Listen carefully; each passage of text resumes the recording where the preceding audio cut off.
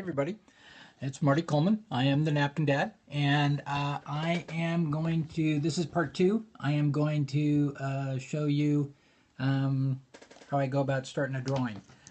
In the first part, I showed you my studio and a little bit of the neighborhood where I live, not outdoor neighborhood, indoor neighborhood. And so I ended with talking about finding a quote, how I go about finding quotes. And I have a whole bunch of books back there you can see, and those books I found. I started going through this one, and since I'm talking about art and kind of making that a focus of my Periscope, and obviously it's a focus of my life in general, that I thought I'd do a series on art. And so I started going through the quote book, and my favorite artist is Henri Matisse. And lo and behold, there's a quote that I really like called, "What I dream of is an art of balance." So I'm going to use that quote. And like I said in the last one of the things I look for in a quote is, do I visualize that I can actually draw it? Can I see a drawing come out of it? How would I illustrate this idea? I can see some fun stuff with that one. So I use these Copic multi-liner little teeny weeny pens for this. They're pretty cool. I picked a napkin that didn't have any folds or wrinkles on it. I get my napkins from Target, but doesn't really matter where I get them from. I use napkins at Starbucks or wherever too. So I'm going to start this drawing. I'll go to the point where I have the line in, and then I'll stop, and then I'll come back and do another one a little bit later.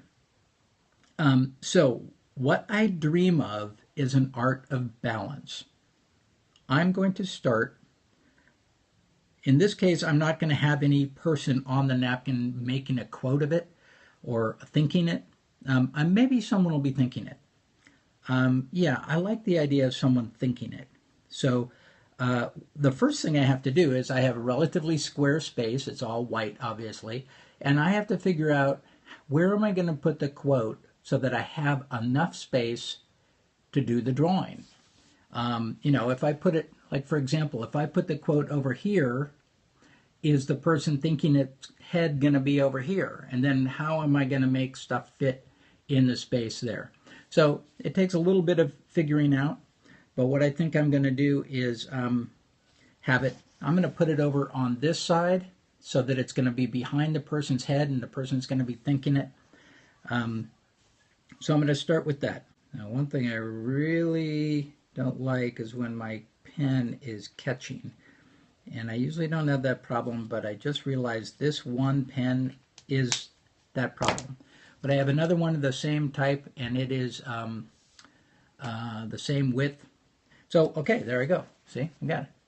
What I dream of is an art of balance. So I'm going to have someone thinking that. I don't know who's going to be thinking it yet, but if they're thinking it, I know it's going to be a thought bubble, and that means I can just put a circle around it. Doing these kind of drawings is like a problem-solving thing. So that's easy enough, right? There it is.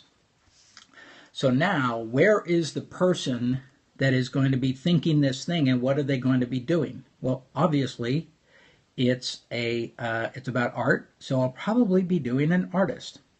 What is the artist going to be doing? Well, how about creating art? And if the artist is creating art of balance, can I visualize that balance by having them balancing on something? So that's what I'm going to do. I'm going to have an artist creating art, balancing on something. Okay, so first thing I'm going to do is I'm going to draw the head of this person.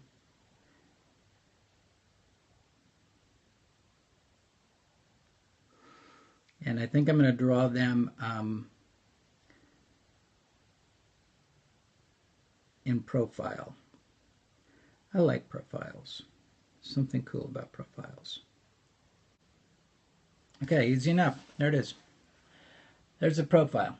Now, where is that going to go? That's a good question. It's going to be obviously someone who is, I'm going to have them I could have them painting something, but maybe I'll have them sculpting something.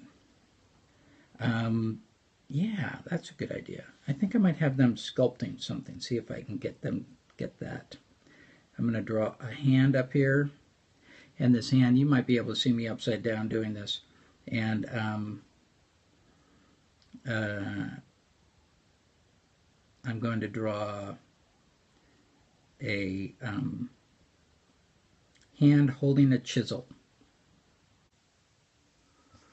Okay, hand drawing a chisel. Now, I'm going to draw the body of this person. And I make them very small because I don't have a lot of space down here. So they are going to have to be balancing on something quite small down below.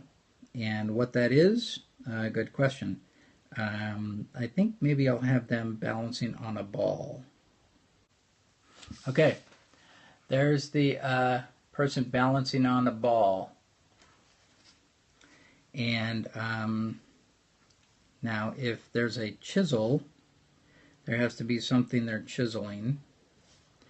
And so I'm going to make a chisel end. And I don't have to draw in what they're chiseling yet, but I do have to have them have a hammer. They have to have a hammer, right? And so what is that hammer going to, where's that hammer going to be? So the question is, where is the hammer on this? I'm thinking maybe I'll put the hammer back here like she's really about to whack that thing pretty hard. I could put it over here, but it's so close to her face that if I had the hammer up here, obviously it wouldn't be in line with the chisel. So I think it might be more fun to have it back here like she's really about to give this thing a whack. So I'm going to continue to do that, and while I do that, I'll draw some more, and then once I'm filled in, I'll come back and I'll show you what I do about coloring. Anyway, great to see you. Come back. Don't forget to like me, and don't forget to follow me. And I'm on Twitter, and I'm on Facebook, etc., the NapkinDad. Check me out, and I hope you like my work. Thanks. Talk to you later.